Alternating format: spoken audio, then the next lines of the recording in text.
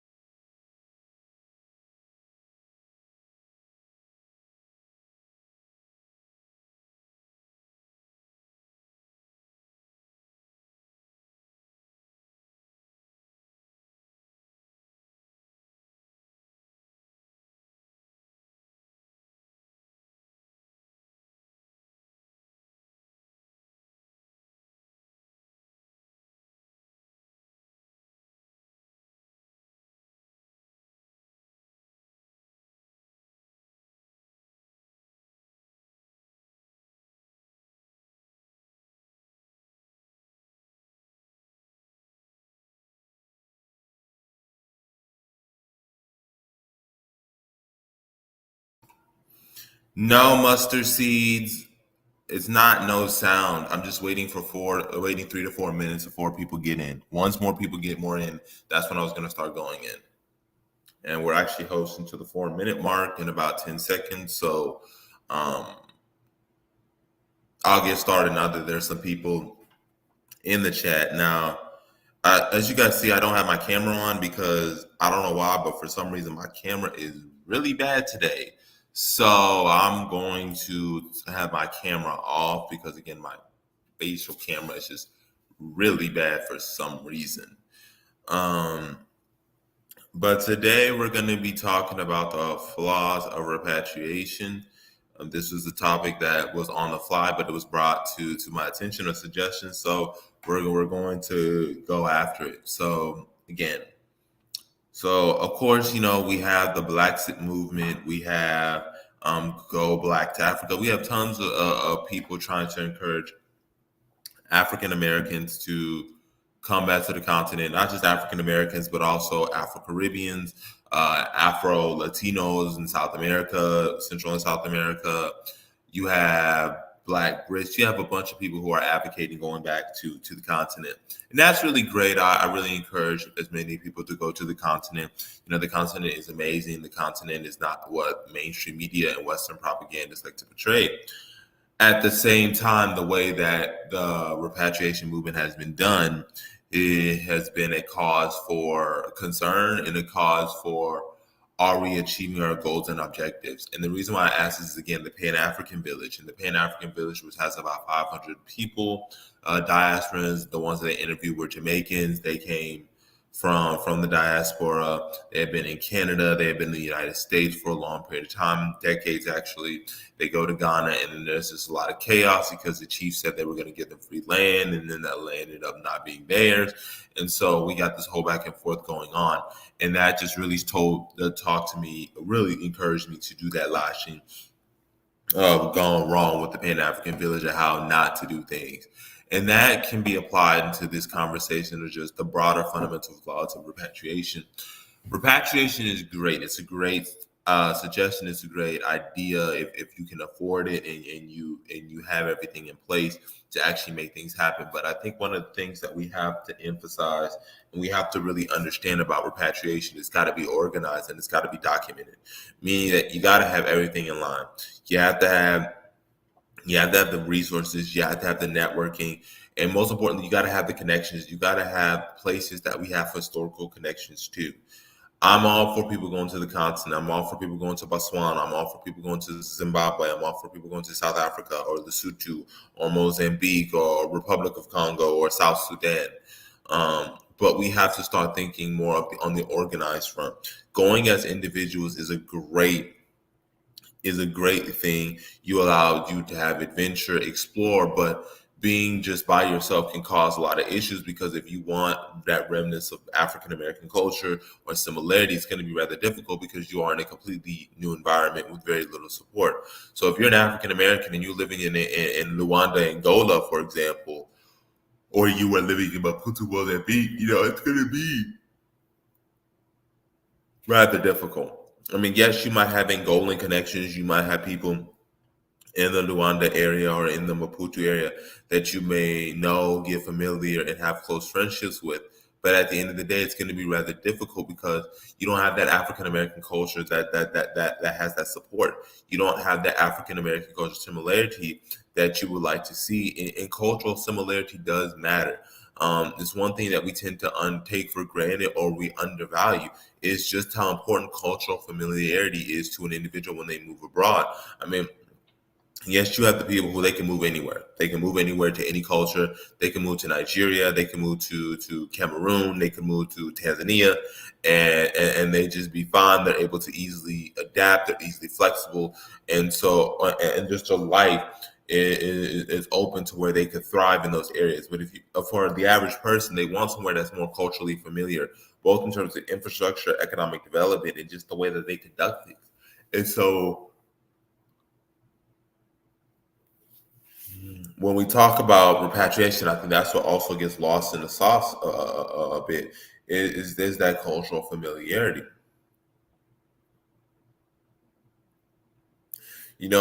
People want to go and get their jambalaya. They want to get their jumbo shrimp. They want to get their gumbo. They want to get their red rice. They want to get their soul food. And that's not asking too much. You need that support group and you need to be able to feel comfortable in that environment. So you have to take that into consideration when we're repatriating. And then another thing that has to be stated is just, we need to assimilate and we just need to basically lose our African American identity. And, granted, we do need to integrate, but integration is not assimilation. And I think people need to understand that integration is not assimilation. They can be related, but integration is not necessarily assimilation.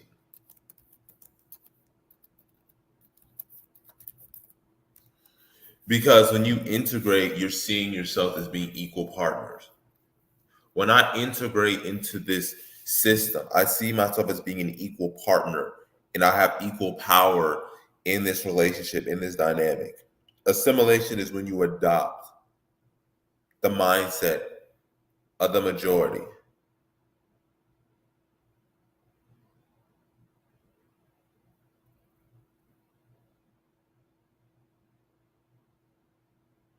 So those black integrationists are also very much black assimilationists. They're very assimilationist. And again, there's nothing wrong with integrating and learning about the culture and adapting some of the culture. But at the same time, that should not be at the expense of giving up your culture, giving up who you are, giving up, your people's identity. That's what it should not come down to. And that's one of the flaws I see in repatriation, just telling people to move and assimilate. And that is hard to do. That is hard to do because that is just that's an adjustment. That is an adjustment that takes time and takes a lot of commitment. It's not something that's just, hey, we easily just adopt the culture. I mean, it takes time to learn language. Whether or not the religious values are very similar, the way that they do business, the government structure, schools, all that stuff takes time. And it can be very stressful. It can be it can be a very daunting task. So when we think about repatriation, we can't just be thinking about it. We're just going back to the continent, connecting with our ancestors, and just assimilate and disappear. We have to understand that this is a process. This is going to take time. This is going to take, a lot of planning, a lot of organizing, so that this transition can be smooth. It's one of the major reasons why I'm very cognizant of the countries that I go to or I want to go to, because I'm factoring in I'm factoring in those. The similarity is to African American culture or African American, values and ways that we think, similar in terms of what I'm accustomed to, whether not it be in Greensboro, whether not it be in Atlanta. I'm thinking about, culture, the historical presence of our community. All of this stuff is what I think about before I go to the continent. It's the reason why I don't have a huge propensity towards East Africa. Nothing wrong against East Africa. If you love East Africa, go for it. Go to Uganda, go to Rwanda, go to Burundi, go to Kenya, go to Tanzania, go to Ethiopia. The Horn of Africa. Go there. But for me, East Africa has never really been it because of those reasons, and that's okay. But we need to factor all this stuff in, because if we don't, we're seeing what's happening in Ghana right now, in the Gambia, in Kenya, and Tanzania, where you have African Americans leaving in droves because there wasn't that support system, there wasn't that infrastructure, there wasn't that planning and agenda, there wasn't that documentation, and it went south. And you shouldn't want that. We shouldn't want that. We shouldn't want it where we're going south.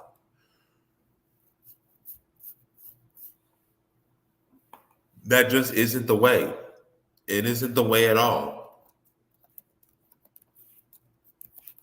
And we need to we need to do better on that front.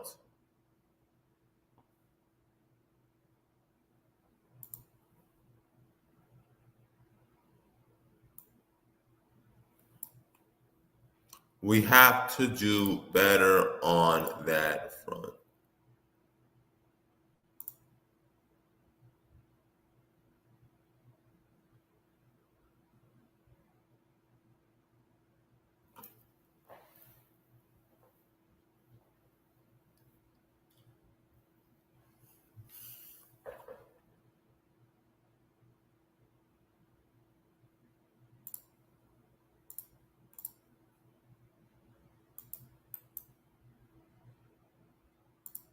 I'm seeing so much stuff going south, and I think to myself, it wouldn't be going south if we were planning and organized. We had an agenda, we had goals, we had objectives.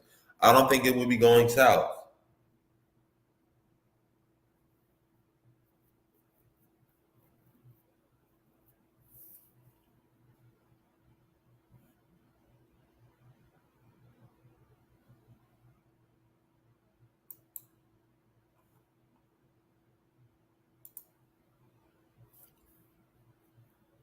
We gotta be more organized. We have to be more planned. We have to be more thorough in our objectives and the mission. And African Americans need to know about it. The average African American needs to know about it.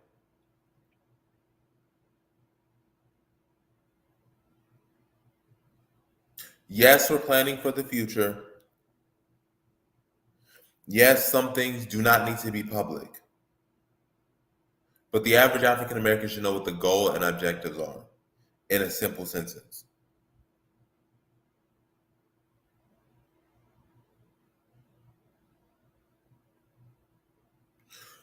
We should not be having 100 different answers to one question. We shouldn't be having 100 different answers to one question. Where will we go? What's the agenda? How do we accomplish it? There shouldn't be 100 different answers.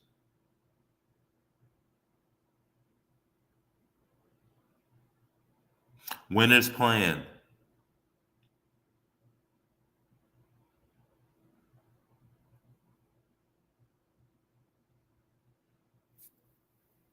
Winners know what they need to get better on, know what they need to do.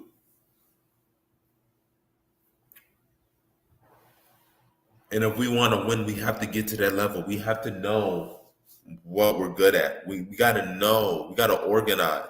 We have to be prepared. The average African American needs to know what the goal and objective is. That's when we know we're winning.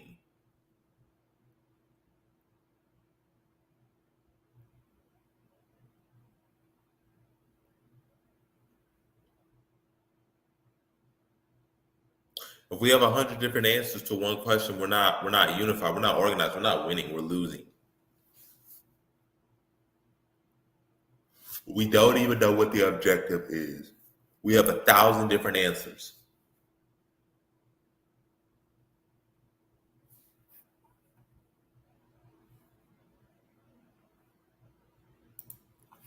That ain't gonna cut it. Hey, sister.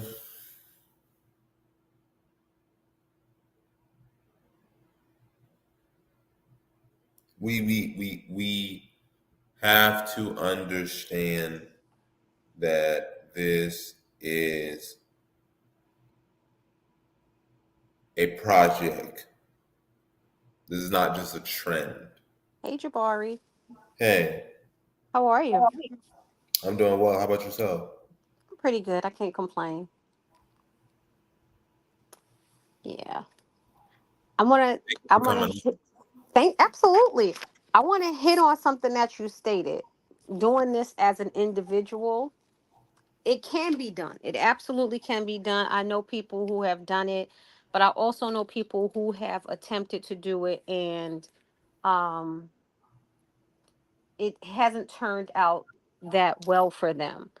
Um I have a friend who is currently on the continent and he started a couple of farms that he was working, and his local farmer got sick and he unfortunately passed away, so everything fell on him to do all the day-to-day things. And he eventually got sick and he had malaria, and he almost lost everything because it was just him, you know. So we have to start thinking on a unified scale, so that when things like that happens, because things are going to happen, that's just the way the life works. If somebody gets sick, there's somebody to pick up the slack. If somebody needs to take time off to do whatever life puts in front of us, there's somebody else to assist. So these individualized ways of thinking is just harming us. If we would be unified in everything that we did um in this fight, it would be a completely different situation. Every other group of people, they come together and they, as a whole, they're concerned about all of their people, and that's how they thrive. So those are the things that we have to be focused on. Be an individual. When you go home, you can be that individual. You can be who you want to be. But when it comes down to the grand scheme of things, you absolutely need to be unified with your people. Hmm. And granted, like I said before, you can go to Maputo, you can go to Brazzaville in the Congo, you can go anywhere on the continent. People act like when I say you got to be organized in groups, they're like, all right, you saying we can't move? I can't make you do anything you don't want to do. If you want to go, you can. But what I'm saying is that you got to factor all these things in. Again, some people, it's easy to pack up and leave and adjust, but for others, it's very hard to adjust. You're in a new environment, you're in a new culture, way of doing things. The food is different, the way how business is done is different, the school system's done. That stuff takes time. And if you don't have that community that is a little bit familiar, then you're going to have problems. There's nothing wrong with saying, hey, I need to be living around other African Americans. There's nothing wrong with saying that. I know some people are going to be like, well, are you advocating separation? No, I'm just simply saying that it's okay to have cultural familiarity. In the same way, we don't force Yoruba people in Nigeria to have to mingle with Igbo people in their communities. I mean, yes, Yorubas and Igbos come together. There's a lot of mixed relationships, but it's okay for Yoruba people to say, listen, man, we like staying in Yoruba land. We like staying where we are in a community of other Yoruba people. There's nothing wrong with that. You see it not just with every other racial group, but just every other national group. Jamaicans live around other Jamaicans. I have Trinidadians live around other Trinidadians, and that's okay. I have a question. Why are we looked upon as this strange group of people? Because we want to be around people that we either know or we have similar interests or our culture is, similar. Um, in the United States and in other countries, there are little Italies, there are little Chinas, there are these little pockets of communities where those people can live and have their community ties in that particular location. But when they go out and they work and they do everything else, they're just another person. And for some reason, we are looked down upon because we want to have that. If any other group of people on this planet deserves that, it's us. We deserve to have at this point, whatever the hell we want, because everything was taken from us. We were stripped down bare bones. And then when we try and build it back up to where we are a group of people that can thrive and be happy amongst ourselves, we are told that we are wrong. And I say, damn that. That's who the hell you think you are? No, no. Yeah, so I want to address. You said, can something be said about identity? People are going to Africa as Americans. That is a bother. Repatriation implies that one is from the place they're headed. That's why we want a country in Africa, and I do agree with that. Which is why I emphasize cultural familiarity. Obviously, our goal is nationhood, and obviously, we're focused on a particular country. Obviously, but that's why I emphasize the cultural familiarity aspect because um that matters. I understand, like, we are connected to the continent. We are African people. Nobody here denies that. Majority of African Americans don't deny that, but we cannot pinpoint exactly one country in Africa where we come from in its entirety. I cannot say I am strictly from Nigeria. I can't say I'm strictly from Benin or Togo or Cameroon. I could say no, I'm a combination of, I'm Congolese, I'm Liberian, I'm Nigerian in terms of my genetic ancestry, but I can't pinpoint a particular, country. So I think when we go back as African Americans, we're going as our own our own. I say it as our own nation. We are our own nation. Or, Mike, I would just say African Americans just need to say we're going back as Liberians. We're just Liberians of African American origin. That's honestly how I see it. To simplify, we're just that. We're just Liberians. That's all we are. We're Liberians, and we're just of African American origin. And I also want to know when the European people or the Chinese people, or whomever comes over to the continent and they group themselves together and they live in their little neighborhoods and whatever communities or whatever the case may be, why are they not shunned? Why are why are people are not saying, oh, you're bringing your Chinese culture to the continent of Africa, or you're bringing your Western culture to the... Nobody has makes those statements, and if they do, it's very hushed. You understand what I'm saying? So, at what point can we, as the people who were stolen from the continent of Africa, who are trying to come back to where we were stolen from and make a life where we can live happy, healthy, and in abundance, why can't we just do that? Why can't we be given grace the way the other people are given grace when they come over there? You guys, it's like, it almost seems like, It's because anti-blackness. It's it anti-blackness is. and That's the exactly what I was anti-African getting ready to American. say. That's what I was It's getting ready to say. That's exactly what I was getting ready to say. This is... because it's pure when we go like it's like, oh, African Americans need to assimilate into the culture and stuff like that, but you never said that even within your own nations. You never tell Igbo people they need to assimilate into Yoruba culture. We just accept it for what it is. They're two distinct groups, and that's fine. Or Lebanese people come here, and there are like hundreds of thousands of them. Nobody tells Lebanese people, like you said, they're bringing their Lebanese Arab mindset, and they need hmm to be African. They need to adopt African names. It's only African Americans in the diaspora where people say, "Oh, y'all need to assimilate." Y'all never tell Chinese people that. They come up in here and they get to beat your jawlines up. They get to put y'all on literal cocoa plantations. And y'all not riding in the streets. Y'all not saying don't come back here. Y'all think y'all fine with it. hmm Yep. It's like what I said. We'll beat up a African person if they happen to be LGBTQ. But when it comes to white evangelicals or other groups, man, y'all will cape for Or them short. white LBGT people, they leave them alone.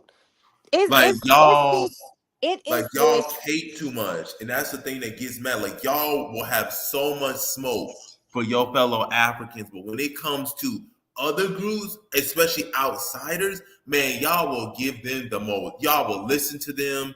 Y'all will give them grace. It reminds me of Museveni when Museveni was like when they were asking, the LGBTQ Ghanaians in Ghana, not Ghana, Ugandans in Uganda. He was like, "Listen, can we speak to you?" Museveni laughs, but he has no problem going into a room with white evangelicals from the United States.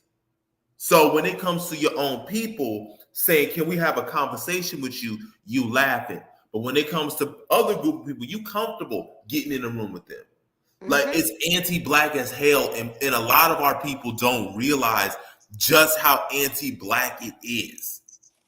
and also, I mean, but we got to understand, and that's the thing about that's the thing about uh black people who are in the United States, that were born here, that are ancestors of people that were brought here for the slave trade. Because in my mind, I want to say, you gonna let me come back and you're gonna leave me alone because this is my birthright. But in my heart, I'm saying, can we sit down and have a conversation? Because you were taught to dislike us. You were taught to not trust us. You were taught these things. And that's a cultural thing. And then and that is not all Africans on the continent. And I want to make sure that I say that that is not everyone, but there are people who are from the continent, and they've told stories. When you come over in your the interview that they give you to become a citizen, they are told not to go around African American people. They are told that we are drug dealers, criminals, rapists, we're lazy. They are told these things coming in the country. So I completely understand why they would have the feelings that they have. But At what point are we going to stop letting the middleman control our interactions with one another? At what point do we stop um, giving these people free reign in our heads to control and configure how we interact with the person that look like us? Because those people that's telling you that, they don't look like you. You know, so we really have to have like serious, conversations with one another. And we also have to be open minded enough to say, I am not going to allow the things that I was told, shown, or taught to interfere with me building this relationship with my people. And it's very important that we do these things. And again, that goes right back to what we were talking about originally. That's what's going to cause our unity. That's what's going to cause us to become one people again. All of these, the divisions that are in on the continent were created by Westerners. So at what point do we say, let's stand up? I watched a video. I mean, a joke today. There was a joke that was going around, um, on Facebook, and it was Bernie Mac's joke. Actually, Bernie Mac said it was him, a white guy, and a Spanish guy going to the pearly gates to get into heaven. And the white man laughed and said, "Bernie, you know you're not getting in here." And he said, "So how do I get in?" He was like, "You got to tell God something that tell God something that would never happen, or something that he can't predict." And Bernie said he went up and he whispered in God's ear, and God let Bernie in. And everybody was shocked. And then the white guy asked God, "Well, what did he say?" He said, "When are black people going to have unity?" Think about that. So it's a joke. It's sad. It's disturbing. But when are we going to just have unity? When are we going to stop allowing everybody else to determine how we interact with each other and how we love one another? That's the I problem. would I would just put it to, well, just specifically for African Americans. But I'm going to address Barudi's question first. He said, Jabari, yes, I'm well aware of that plan. My thoughts on that is, I think the Congo shouldn't let that happen. Not because I'm opposed to Gazans resettling there, but the issue is that you're forcing Gazans Oh, to oh no. be removed from their land. Gaza is rightfully their territory. Palestine is rightfully their territory. All that territory is rightfully theirs. And so basically what they're saying is hey, DRC, you take the burden of what we've done. We destroyed Gaza. We bombed it to smithereens. We've caused mass starvation, death, disease. But we need you to take this burden, not Israel be responsible for the shit that they created. If they didn't want this, they shouldn't have bombed Gaza to hell. So Well, my response is no. not only that, if you allow that to happen, what first of all, that region is so unstable. To bring now another war That torn on top of that group too. of people into a war torn group of people, where not only are you that we're different cultures, we speak different languages, we are not going to understand each other right off. Secondly, I'm fighting for my land and my resources as it is, and these people are going to now come in and take that land from me, and they're probably going to be given the better parts of the land to appease them, and they're going to now take our resources, separate and apart of the Westerners that are taking it. And if that happens, Israel will want to oversee that. So now we got Israelis in the DRC wreaking havoc on two groups of people, putting them against each other, and there will be non-stop war in that region. That is that. And how do you remove a people from their land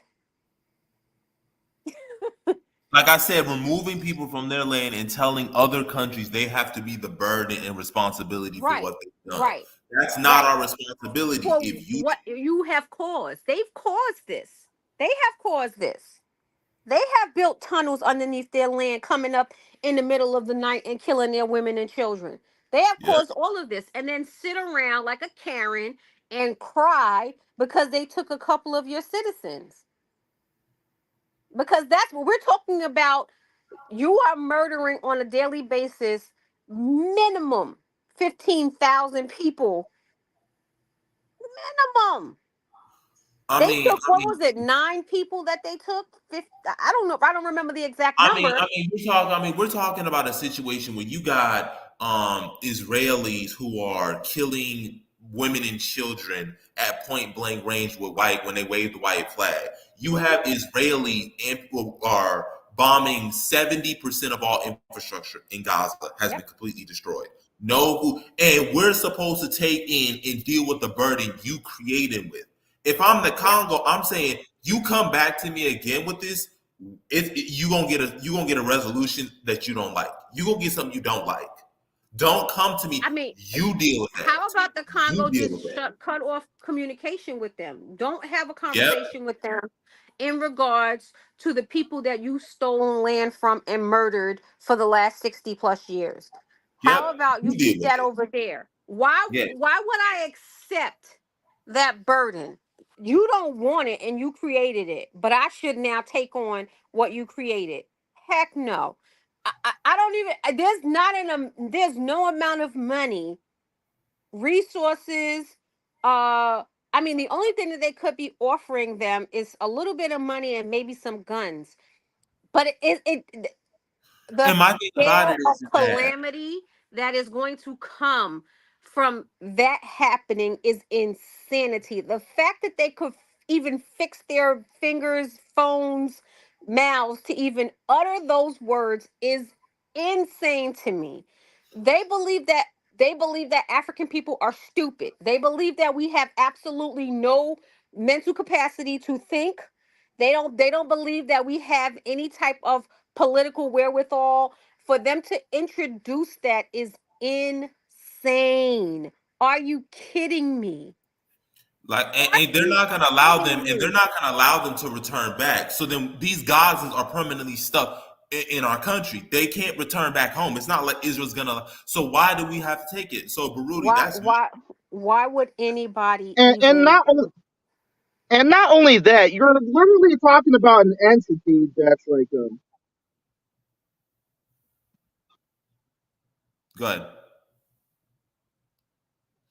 That's the stuff that has me brutally upset. Is I'm not dealing with your burden and your problem. oh, hold on a second, I'm my YouTube Hey, is on. Sorry about that. I'm just not dealing with your burden. I know that on my father's side, Dennis, that is great. That is great. If you know that's props to you. Gabonese and Cameroonian, man, that's dope. I know that's dope. I know you got to go to Gabon eventually. You got to go back. You got to go to Libreville, brother. You got to go to Libreville. At least go to Libreville. But yeah, it's just I'm not in favor of just taking a burden that I did not create Like, and and I not have only, involvement. and what I was about to mention is that you're literally talking about an entity, namely Israel, Man, his thing is off. that Um, took. man, get you. Oh yeah, that signal is bad. Michael McGarry said, "This is why Liberia is important in this convo. Where Liberians exactly my point. I've always said that African Americans just identify themselves as Liberian. It gives you nationality, and we don't have to have all of this ambiguity about what we are.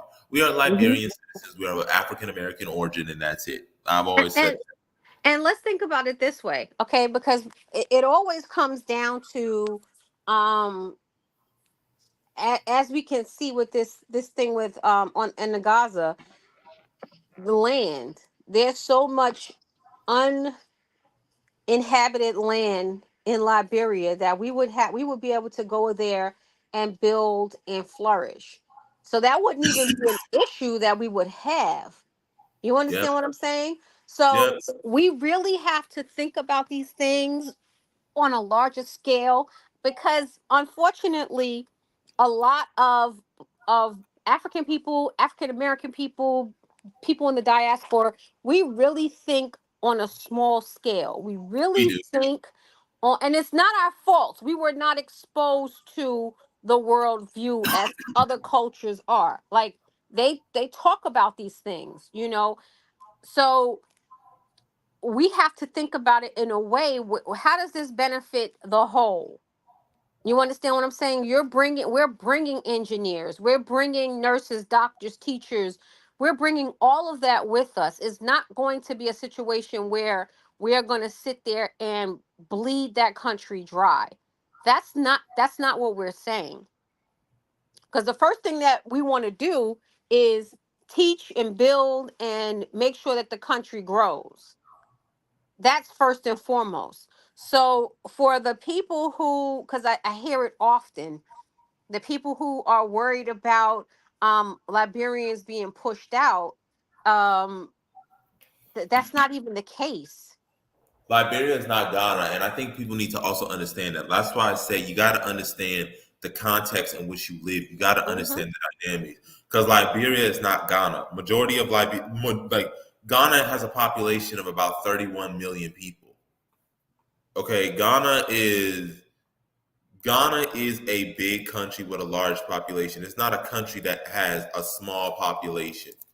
Yeah, Ghana has 33 million people, and in terms of area, Ghana is about twice the size of Liberia. So Ghana is about twice the size of Liberia, but it has 8 times the population. Right.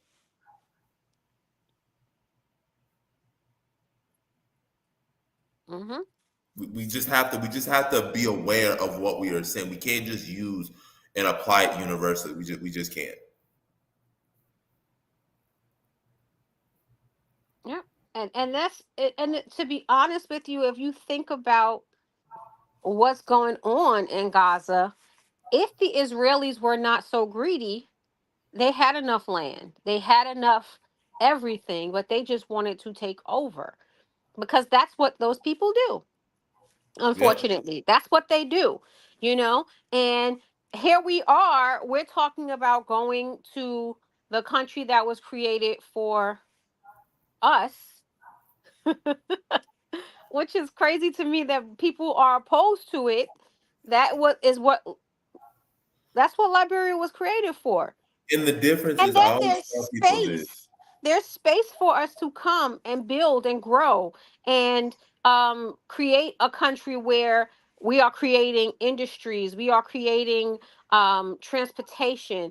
Those are the things that we focus on when we talk about going to Liberia. We eh, I we just we I just want to say with the situation in Gaza, it's not even comparable because Israelis have made it explicitly clear they want to wipe Gazans off the face of the earth. They also want to get rid of Palestinians in the West Bank. They don't believe they should even exist. We're talking about people who are depraved in every which way possible. People who do, like I'm talking about, who said, refer to them as human animals and refer to the biblical story of Mamalot, where he kills men, women, and children, and ox and sheep. You're talking about a group who are genocidal, who Mhm. are maniacs. Mhm. This is not normal behavior. Mhm. Absolutely. No, but see, this is the problem, Jabari. What you just stated was actually incorrect. It is normal behavior for them. That is actually who they are. That's who they are. That is one of the distinctive determining factors to being a Caucasian and being a black person. Those are the two distinct. That's a distinct difference. They love war. They love to conquer. They love to destroy. And that's why they are able to do the things that they do to us, because we honestly want to believe that they will change, but that is ingrained in them. That is in their DNA. And that's the problem that I have with us as Black people, as African people, we continuously allow them to come in our spaces and take over and just destroy everything that we create from the ground up, and then they just start to Mhm. latch on It's the to it, tolerance. It's tolerating. you Sister, know. what you said is on point. It's tolerating. We allow other groups we tolerate We other don't groups' they behaviors that no other they groups wouldn't tolerate tolerate. us. They tolerate us until they destroy us. We don't tolerate them. In our minds, we're loving them. We're going to, at some point, they are going to love us back. At some point, they are going to see us as great people, and they are going to want to be amongst us and be happy and harmonious. And that's not in them. That's not in them. So they tolerate us. Okay.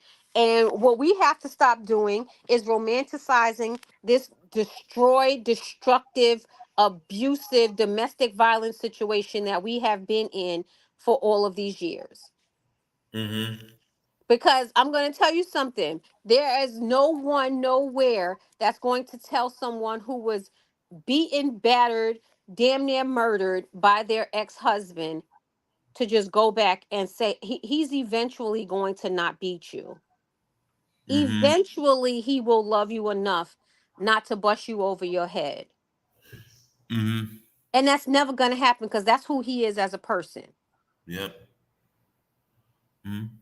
Also, it's a lesson learned. I always say to listen, what you tolerate is how people are going to treat you. If you tolerate people degrading you, mocking you, making fun of you, they're going to do it because they don't feel there's going to be any consequence. Mm-hmm. Like these groups can say whatever they want to black folk as Yep. a collective, and we will just tolerate it. Yep. We will still show up to the Olympics. I said it a couple months ago when I was like, listen, if France was to try to destabilize Niger, there should not be a single black person that shows up to the Olympic Games at all. But Because you but have to but but what you got to understand is that we love entertainment. We love entertainment and we love to be amongst other people who love what we love. It doesn't matter that that person is literally looking at us in disgust. We still want to be around them. Because you know what? They have told us that being around one another is wrong. It's racist. It is and we don't like each other. We could never like and love each other and be around each other and be harmonious. That is a taught that's what we've been told our entire lives. For the last 500-600 years. So the fact that we are just here to entertain them, the fact that we are here to just you know build up their infrastructure, we're here for they use us for every single part of our bodies, our minds, our organs, um uh, our sexual organs. They use us for everything, and we just keep saying, oh, they're going to change. Mm, we're one big happy family, kumbaya. That's the I, problem. I actually, on that, the only thing I push back on is our people know that they're not going to change. I mean, they've done polls since 2016. They were asking black people, do you think things will ever change in their lifetime? Racism and all that stuff will change in their lifetime. And majority of black people said no. And my issue is okay, we know that white people are not going to change. Majority of black people see little hope in the system changing. This was after George Floyd. And so I made a whole thread one time and I said, we're wasting our time. Like we Hmm. are wasting valuable time Hmm. for what? What return on investment are we getting? We know white people are not going to, we don't see equality going to happen in the police, in the system. We know this. What are we waiting for? Like, what? Like, we're wasting valuable time. And I just emphasize that over and over. We cannot waste valuable time. Absolutely not. It, And we have to stop taking breadcrumbs. Do you remember at the height of all of that police brutality and all of the things that, we consistently go through, or being around these people? Maybe about 7 to 8 years ago, they announced that they were going to put Harriet Tubman on a Yeah, on a $20 $20 bill. bill. Ain't never And happened. the day that I said, this will never happen. And people told me that I was hateful. I didn't have any somebody told me that if you don't want to be in this country, you should leave. And that first of all, first of all, run me my check. If you want me to leave, give me enough money that I can build my own homestead and build up my country, and I'm gone. You ain't said nothing but a word. Because if you just talking, then don't talk to me. But this is something that they give us little crumbs. You understand what I'm saying? Um, that she was going to be on a $20 bill. Okay, so a woman that had to fight y'all and to save the people that y'all were enslaving, that y'all chased down to try and kill her till the day she died, is a woman that y'all gonna put on y'all money when normally y'all putting presidents on there. Like Yeah. it Well, doesn't make it makes absolutely no sense. That's first of all. And second of all, that was just to shut black people up. That was yep. just to appease them, to lull them back to sleep, and then y'all are back to sleep, and now y'all on and off to the next thing. We are so easily swayed. We are so easily lulled to sleep when they give us these crumbs. Yep. And that's what we have to stop paying attention to. I don't care what's happening in the media. I'm going to be completely honest with you. I watch it because I need to know what's going on, but I'm not invested in it at all. Yep. It's not my That's. business. Mm-hmm. It's not my business, and we have to be about our business. You know, I live in a neighborhood where it's probably 98% Hispanic. Okay. And this woman has an entire store right in the front of the apartment complex. As soon as you come in, she has three apartments, and she has a restaurant and a general store in front of her apartments. If I was to set up a table in front of my apartment and tell people to come pick up some Connie's creations, every last white Spanish person in this complex would complain, and security would come and tell me I had to remove my stuff because they are a community. They work together. When Mm-hmm. these people eat out, they eat out at her restaurant. Mm-hmm. Okay. The lady who lives on the back end of her building is a Muslim lady, and I happened to come across her. And they're Spanish people, they eat a lot of pork. She says she can't even go, she stays out of her apartment until that lady shuts down that restaurant, because that's the only way she can go into her apartment, because the smell is so bad. Because they have unity. They are a united front. They're not all the same. They're not all from the same country, but they're all Hispanic people, and they back each other. They take care of each other. The apartment that is directly across from me, the lady who lives two apartments down, she had that basically as like a halfway house. All of the guys that go to like do day labor work, they were living in there and doing whatever they were doing, but they were just coming in and out to go to work, and that's what they do. And that's her only source of income. It's a community. They have unity. Mm-hmm. So that we have to stop. But they don't care what the black people over here do. They don't care about the police. They don't care about this country. They have their own little country right in here, their own little community, and they focus on each other. They take care of each other.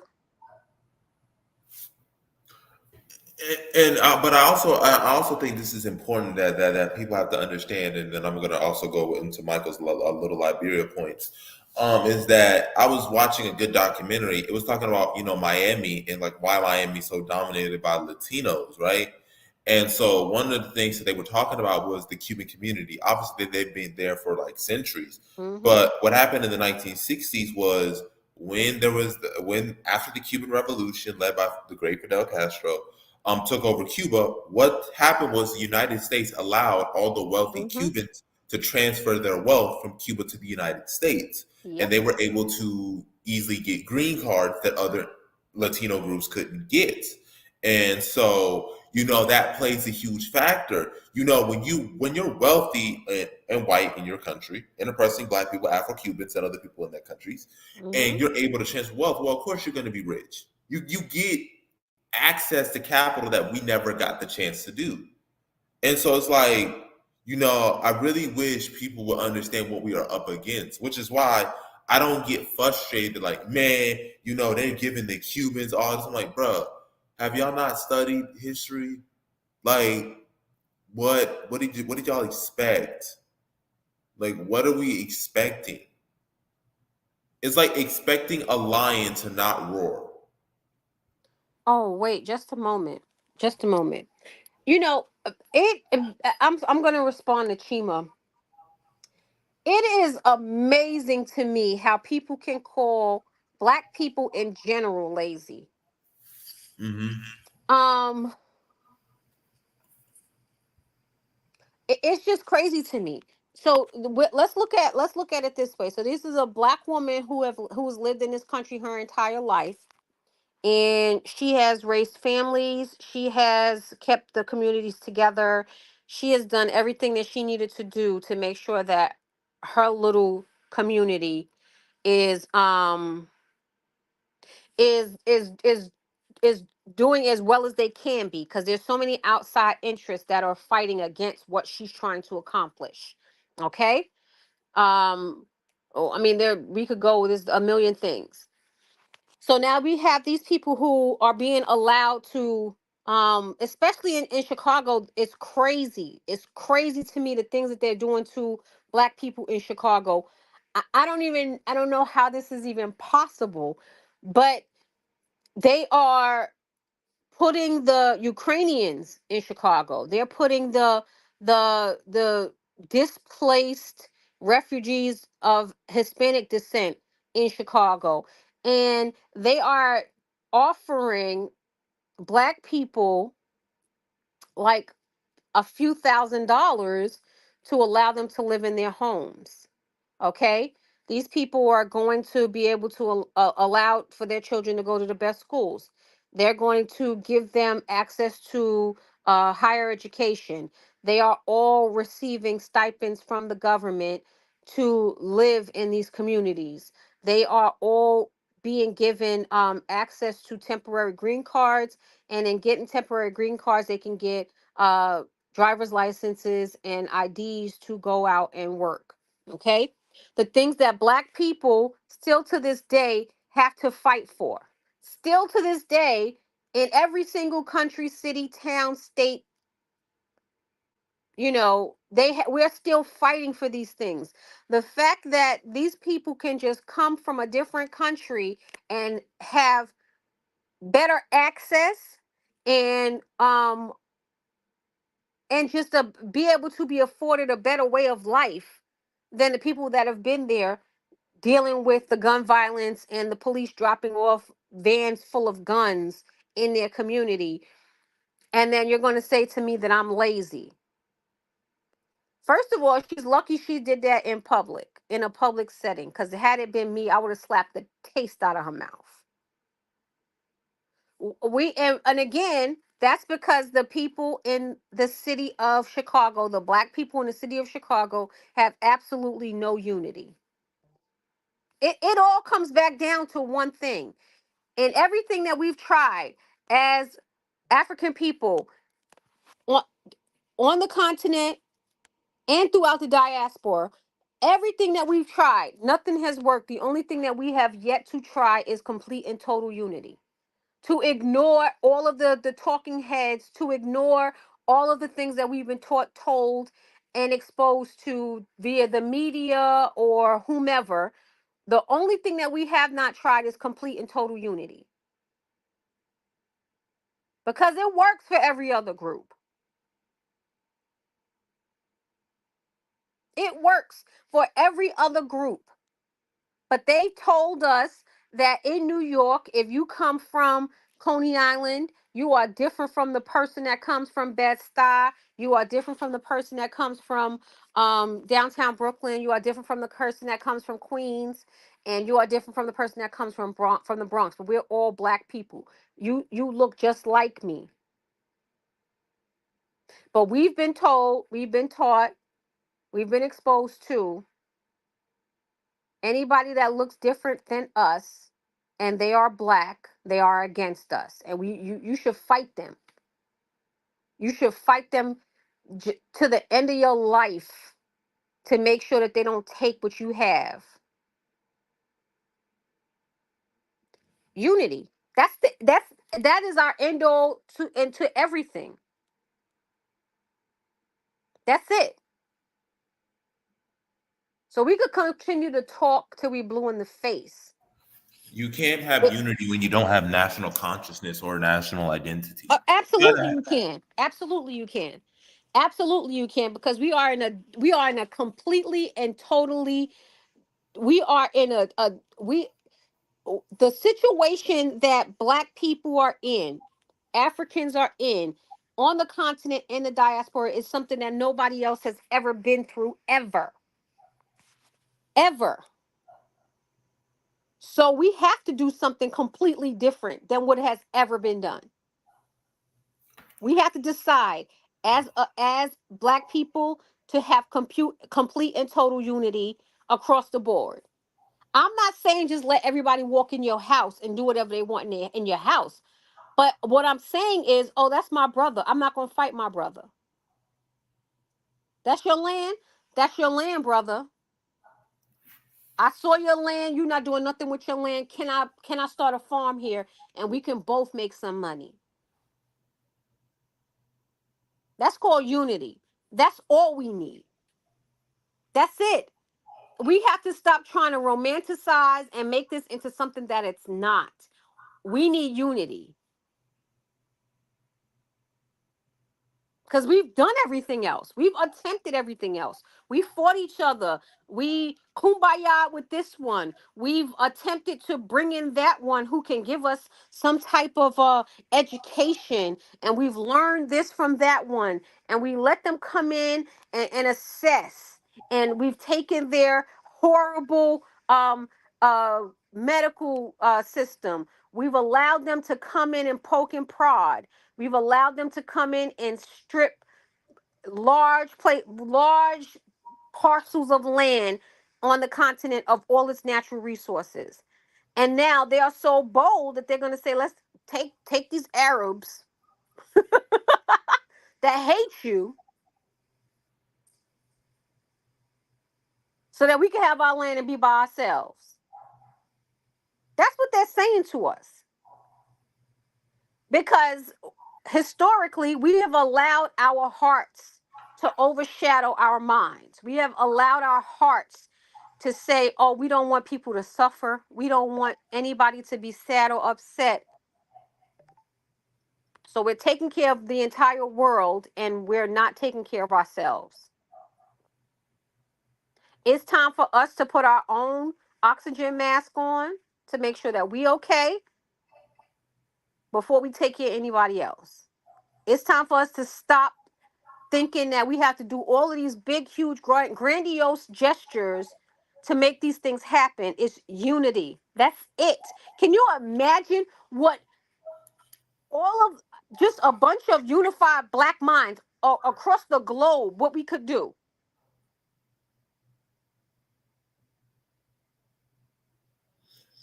In order to do that, you got to have national, international consciousness. Black people in America, well, specifically African Americans, because the nation is primarily geared towards African Americans, it's just and Afro Caribbeans. Is we're just a bunch of individuals scattered that just have similar aesthetics and history. That's it. There's no national consciousness. But do you There's no know nation. do you know how to fix that? I'm going to tell you. I'm going to tell you how we fix that. And again, it's very, very simple. It is absolutely very simple. Black people are going to fight you until the bitter end while you're building something. As soon as it's built, as soon as it's up and running, they are going to want to be a part of it. They're going to latch on. And Hmm. that's just who we are at this point in time. So we have to do something. There has to be something done. And talking about it does absolutely nothing. Talking about it does absolutely nothing. We have to take action. That's the only way this is going to be fixed. Hmm.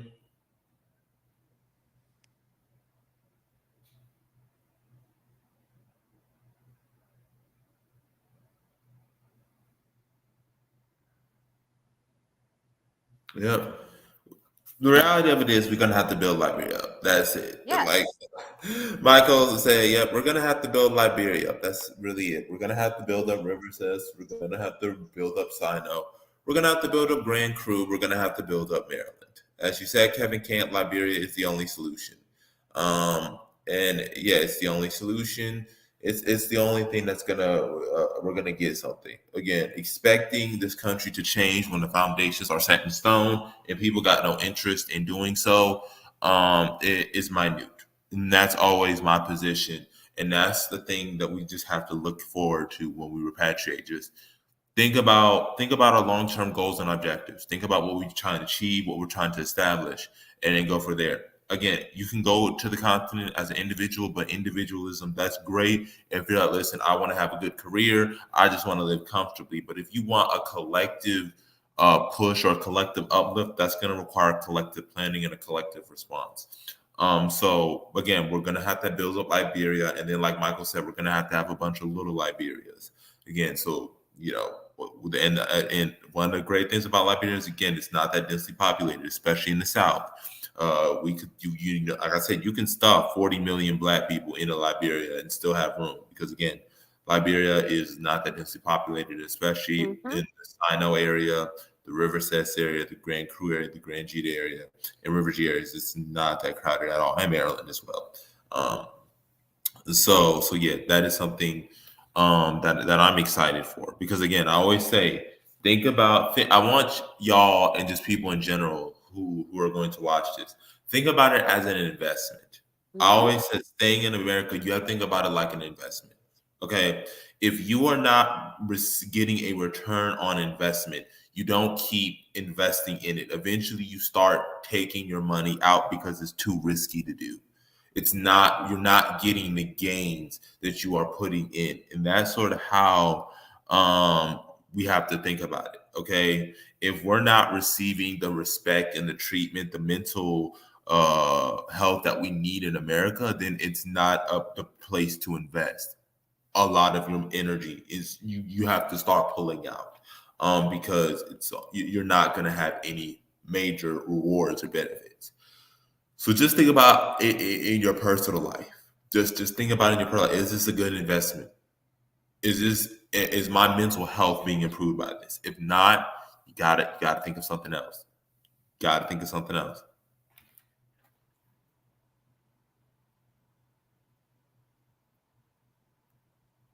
Do you know? Can you look at Baruti's comment He about says the also, illegal immigrants in South Africa? yeah. So I would just respond and say that one of the things that illegal immigrants do is also a situation that's happening in Angola. Um, it's just they overstay their visas. It's a common thing that happens. They go there and they'll just overstay their visas.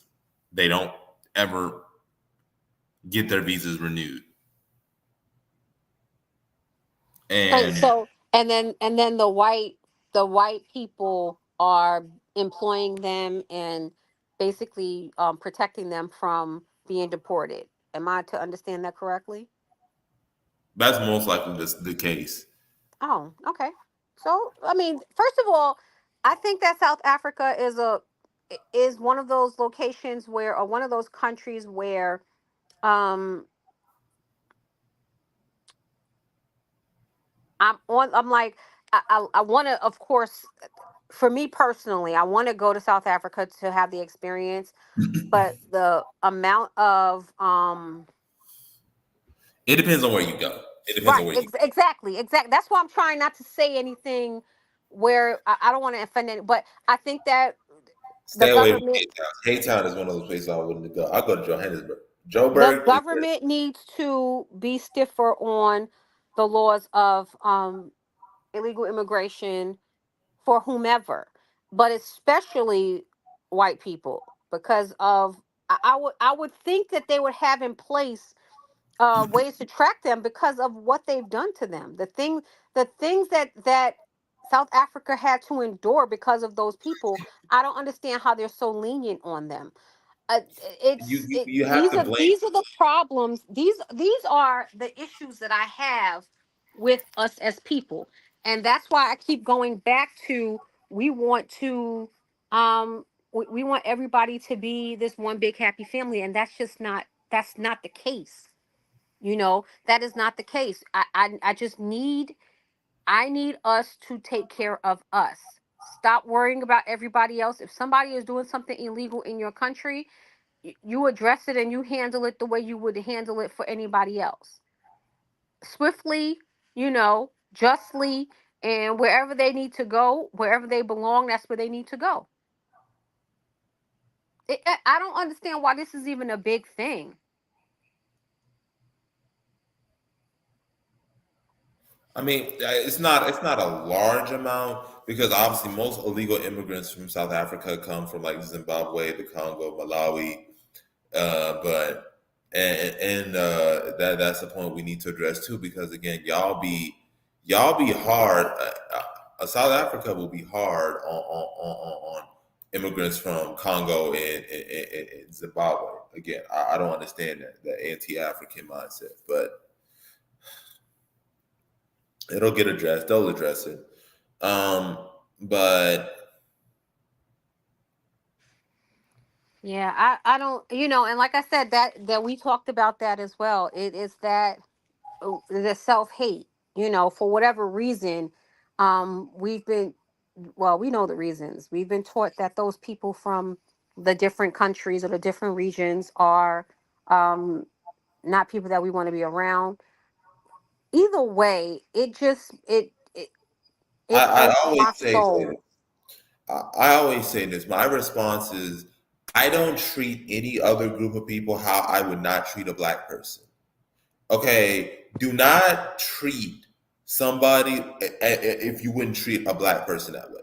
Don't be talking shit about black women when you wouldn't be doing that shit with white women. Don't be doing that shit. I don't want to hear that. If you're gonna treat black people poor, then every other group in that country better be getting that same treatment. See, and this is the problem. This is the problem. I don't think about other people. Stop even thinking about them. Even if it's a black person that wants to disrespect black people, allow them to do that. We need to be focused on what we focused on. You know, True, true. You need to focus, the but you also need to put your foot down on what you will and will not eh, tolerate. I ain't I tolerating mean, people yeah, disrespect. it's boundaries. It's boundaries. I'm not that I believe that the people who know me and who are around me, people Yeah, um no. who see me and have one conversation with me, they absolutely know that they can't come around me talking negatively about black men. They know that off gate. Like, no, Yeah. she ain't the one to do it. And Hmm. I've known people that said that to me after just one interaction. One guy, we didn't even have a conversation. We were just in the same room with each other. So it goes according to what you allow in your space. Yep. I'm never going to allow that. I talk about the young white girl at work who we were getting, I think she had just been at the job for like maybe a month and a half. And it was three of us that was left in the evening that left at the same time. The lady that worked with us, she was 11 years older than me. And this girl had to be at probably 15, 20 years younger than me. Maybe 15 years younger than me. Whatever the case may be, it was huge gaps in between our age groups. And I heard her say, "All right, bees, it's time to go." So I'm thinking she's on her phone or something. There's absolutely no way this little white girl is talking to me. And then she said it again, and I hear my coworker, my friend, laugh, and I was like, "Oh, okay. Well, they got something going on." They come around to where my desk is, and she was like, "Slima, you didn't hear me?" I said, "No, I didn't. What did you say?" I said, "All right, bees." I said, "Well, you was talking to Slima?" And she said, "Yes." I said, "Let me explain something to you. First of all, I'm way older than you, and I don't know what about me made you think that it was okay for you to call me out my name. That's first of all. Second of all, we not going nowhere together. Nip it in the bud. We have to, and I was, when me and the other lady, we drove home together. When we got in the car, I cussed her out. Don't you ever let that little white girl call you out your name like that. You got Yep. children. You got children older than her. Why would you allow her to talk to you like that? Yep. And she was like, Hmm. she didn't mean it. No, she absolutely meant it because she repeated it multiple times. She felt comfortable doing it. But I put her in her place from that day forward. Yeah. You What you know, will we not tolerate. exactly, and that's what we have to be focused on. We need to not. I don't pay that. I see that. We still work in the same building. I see her. She's hi, Selima. How you doing, little girl? I still call little girl because I want you to know I'm gonna constantly put you in your place. Hmm. And she's never done that again. What you allow people to do to you, they're gonna continue to do to you. Yep. 100% agree. So if we start to if we start to unify, we start to unite on massive scales. First of all, nobody's going to be able to get through to us to say or to throw shade on anybody else's name. I'm gonna give you an example. You would have thought that the Black Panther Party was a united front, wouldn't you? You'd have thought that because they was doing so many great things together, but this government was able to infiltrate them and tear them down from the inside out because they did not have true unity. If they Hmm. had true unity, when they started making these little comments, they would have went back to their brothers and sisters and been like, "This is what I'm hearing. What's going on?" And they would say, "Well, who's telling you that?" Yep. And they would have been able to nip that in the bud. That is what true unity is. Not just a group of people saying, "I have like mind, I want the same thing you want," but some outsider could come in and infiltrate us and take us down. That's not unity, and that is the problem. I could never go out here and talk to one of these with my great Spanish and everything. Talk to one of these Spanish people and say something bad about the other one. They would set my apartment on fire as a collective. Yeah. Hmm. We that's what we need. We need unity. We have to stop giving people passes. We have to stop saying but. There's no but. There's no but. Hmm. That's It's always time been to that. stop. That's what it It's is. Yeah, and it's time to stop. That's the only thing that we've never tried. That's the only thing. We That's don't that's vote. We don't vote with our feet, Salima. We vote at the ballot. We don't vote with our feet and say, I'm out of this. I'm tuned out. I'm not dealing with this. I'm gonna tell Y'all y'all have something. I'm gonna what? tell y'all how much into this I am. I will be 48 years old in a couple of months. I have never voted in this country. Never. Because me voting does absolutely nothing for my people. Hmm. It does absolutely nothing for my people. My family was such a political family when I was growing up. And the things that I watched, the things that I saw, um, my aunt trying to get to just have better resources for our community, for Black people, the way that they tried to break her down, the things that they did to her, said about her, when all she was trying to do was be better for Black people. That's all. So we have to, but she was just one person. That was the problem.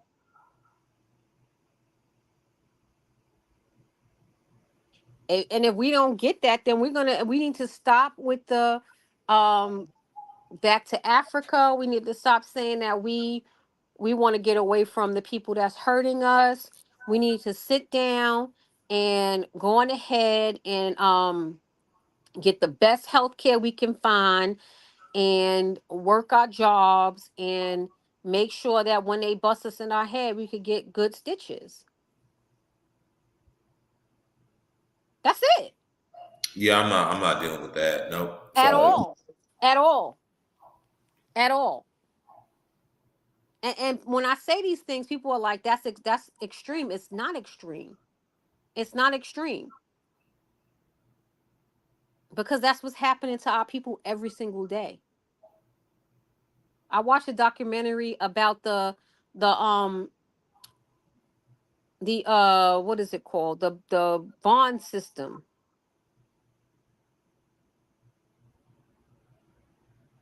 about the bond system and how you have a young black person in jail for years and their bond is $40. Nobody in their family could get up $40 to get this person out of jail. So they're holding these people that have not been indicted for anything. They just keep extending their court dates and they're just in prison for jaywalking, for marijuana, and they make their bond so high that the family cannot get them out.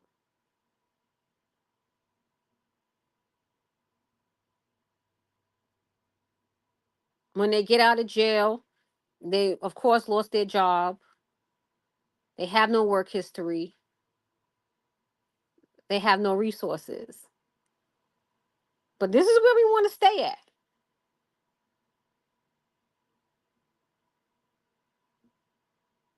This is where we want to stay at. I'm good. I don't want to be around these people. That's just how I feel about it.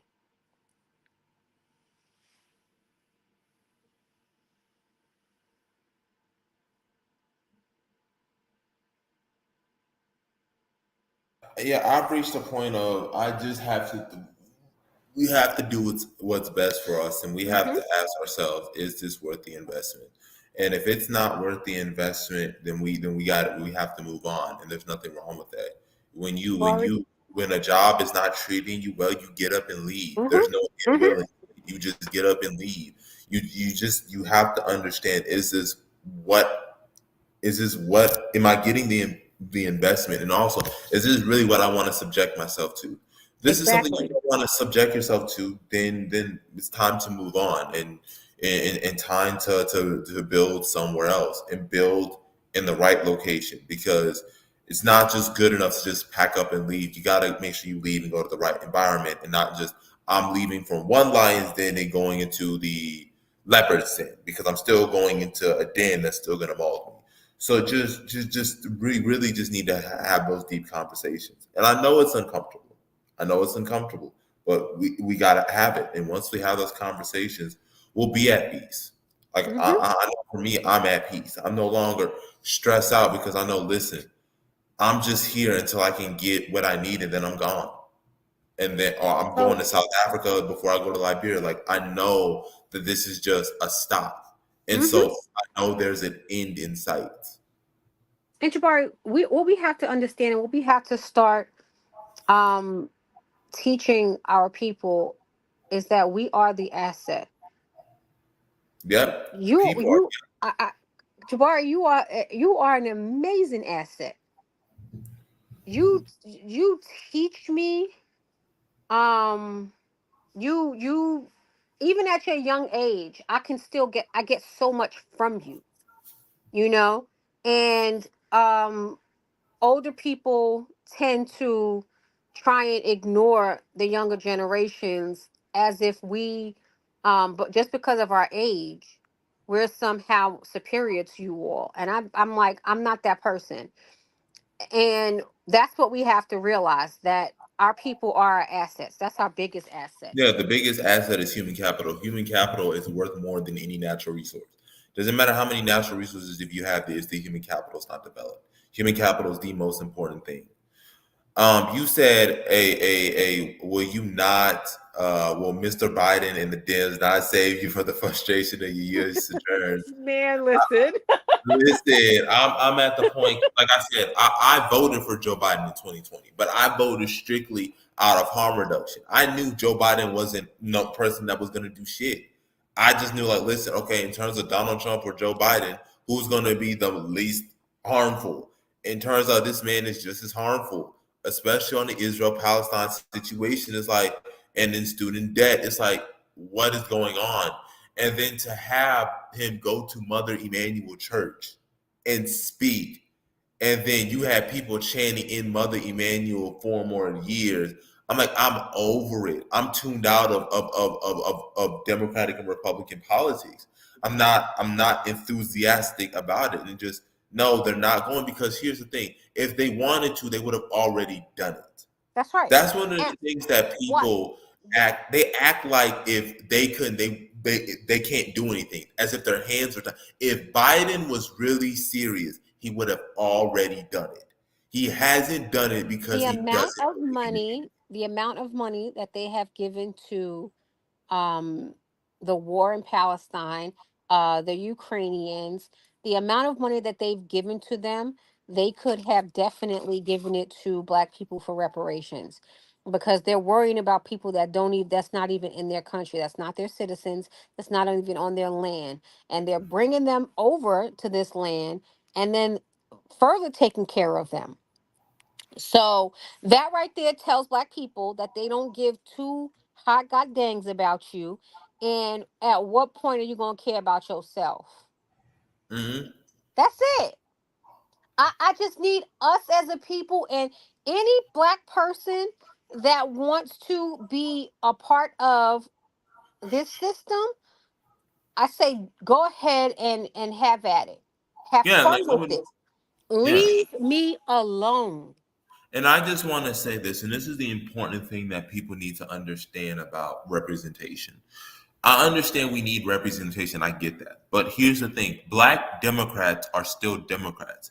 In the same way we call Black Republicans coon, because guess what? A Black Republican is still a Republican. Like, we forget these Black Democrats are just Democrats that happen to be Black. They still told the Democratic Party line. They're still corporate Democrats. We're acting like these Black Democrats are coming in and they revolutionaries. These are Black corporate Democrats that are going to get in line. Jim Clyburn. So what? He's a Biden supporter. I'm supposed to cheer for Jim Clyburn and Chantel Brown and Al Green and all of these folks. I'm not. I'm not. We I'm have to what I'm understand gonna say about representation is that not is everything, what I'm going to say about that is there's no difference between a Democrat and a Republican. and that's a valid argument. That There's is a no valid. difference If between anybody, the two. I don't Because blame guess what? people. If there was a difference, then the Democrats would have actually done something for Black people. The Yep. Democrats have never done anything for Black people. As soon as the Asian people started getting beat up and all of that Asian hate that started happening during COVID, they actually passed laws for them. There was no reason. There was no, oh, we got, they didn't have to march for it. They didn't even have to ask for it. I mean, when you have a situation where, I mean, these same Republicans, right, just Republicans and Democrats, right, they were like, oh, well, are against affirmative action, but when it comes to Jewish quotas, they want to have Jewish quotas. That point, you said, listen, this country's not serious. And I'm at the point where I'm like, listen, dude, it's over. I'm not here to change this country. I'm not here to do any of that.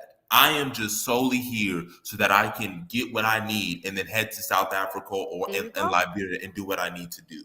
You're not. That's why you don't see me make videos about, oh my God, did you hear this Black person got done by this white person or this? It's not saying I'm not aware, because I'm very aware. I'm not going to exert my time and energy because it's not. I don't have an invested interest. I have no vested interest, and that's okay. People leave their countries all the time. We as African Americans need to our ancestors left and built Liberia. They left because they were like, listen, man, we ain't gonna get equality. We wasting our time. I'm not gonna be begging these folks and being in poverty for the rest of my life. Because again, y'all gotta understand, you can't get those 30 years back. Okay, I can get my money back. I can get my hospital back. I can't get 30 years back. That 30 years is gone. It's gone. Mm-hmm. And do you want to spend 30 years having to deal with this? Do you want to spend 30 years telling your kids to have the talk? Why do we think that's okay? The talk. I'm not teaching my child to talk or nothing. That's not happening. That's not okay. It's okay for us to say, listen, you mistreat us, I'm going back to my home country. I'm going to Liberia. And when we get to Liberia, we're just going to have a strained relationship with you. We're not going to have animosity towards you. We're not just going to be like 24/7, but it's like, if you ask us for something, we're not going to help you out. And that's fine. That's right. That's okay. And we have to get to that point. Normalize Blacksit. Normalize Liberia. Normalize it is okay to leave. Just leave. Us leaving does not make us quitters. If anything, it shows you are a wise man. A wise man knows what battles to fight. He knows what battles to win and what battles are not worth the capital and cost. Some battles you're going to lose. It's okay. We lost this battle. It's okay. We're focusing on the bigger picture. We want our homeland. Mm-hmm. We have somewhere to go. We got people there. We got African culture there. We got it.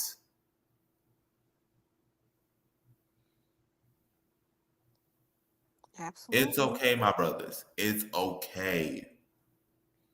And this is the thing, and I'm going to say it again. I say it all the time. If you don't agree with us, that is absolutely fine. Leave us alone. Go on ahead and live your life and be here and do what you have to do. Yep. Do what We you wish you have the to best. do. We And I wish you the wish best you the of best luck. of luck. I'll hope that you get 10 less oops upside your head from these people than you would have if I didn't hope that for you. I wish you less pain and torture from these people. I do wish that for you. I don't want Yeah, any I'm black about to person say, to be hurt, harmed, or killed. But you don't deserve if it. it's your choice, if it's your choice to be here, you You choose have to to take be here, and you you have to have to take take what comes. Take what comes exactly, with it. exactly. Just bend the knee. It always goes back to bending the knee. Yeah, I always tell people this. If I'm going Like, to stay here for the long term, I'm just gonna assimilate. I'm not gonna be fighting and begging to try to, this stuff, because it's like it doesn't make no sense. You're begging the country to have this racial conscious, this black mm-hmm, racial consciousness, when it wasn't a black racial conscious country to begin with. that's right. We're putting expectations on something that is unrealistic. It's not only unrealistic; it was never meant to be that. It was we. First of all, we were not supposed to survive the slave trade. Mhm. We were not supposed to Oh, survive that. Michael, I see you. He says solo repatriation is akin to trading a white oppressor for a black one. Those There people you should go. kindly be told to bend the knee, whether it be Liberia, whether it be to America or Ghana. And that is absolutely true. You take what comes with it. That's Y'all want to right. go to the Gambia and Gambians don't like y'all and there's this backlash. Y'all got to take what comes with it. Y'all in Ghana and Ghanaians are complaining and getting frustrated with y'all, then y'all got to take what comes with it. Just take what comes with it. You had African Americans running to Tanzania and now they running back. Take what comes with Tanzania. Y'all got But to this is take the what thing. comes with it. This is the thing. if you want to live in Tanzania, and there's a group of y'all that want to live in Tanzania, and y'all go and y'all talk to the locals and y'all express what y'all want to do, it's you can't just go somewhere and expect them to embrace you, because one, they don't know you. Yeah, and You also they don't know have a connection to you. You like what I mean by exactly. connection, like you're not genetically from Tanzania. Not saying you can't go, any African can't go where they want, because they should go anywhere they want to. But if I'm a Tanzanian, you're like my brother, my brother, my brother. I wasn't part of the transatlantic slave trade. I don't. What does this got to do with me? I mean, you my But brother, this is you the African. thing. This is the thing. This is the thing. That's where unity comes into play. And within unity, we can't we have it has, like, when I say total unity, you are a black person, you are a descendant from the continent of Africa, and we need to have unity in order for us to get these people off our necks. That's what I mean. Yeah, And you're right us on that coming part. from the diaspora, when I say we have unity, that means we decide that we want to go to a different country, whichever country that may be, we go there together as a united front. We're not backbiting the other person with people from that country. It has to be complete and total unity. Yeah, But no, I get what you mean in that. And go how you. somewhere Yep. completely and totally by yourself and alone and think that you're going, and it's possible. Don't get me wrong in saying that it's not possible, but having people who are like mind to back you if something happens, when something happens, Yep. then that's the goal. That is the goal. We should be able to go and say, you know, if I had, first of all, my friend who lives in Kenya, he's so closed off with what he's doing. A lot of us that, I mean, I've known him since I was 14, 16 years old. Why would you not let me know that you over there struggling? Like, we would have done something to help him. You know, we need to have a network of people that are like and checking in on each other. That's how it has to be in order for this to work.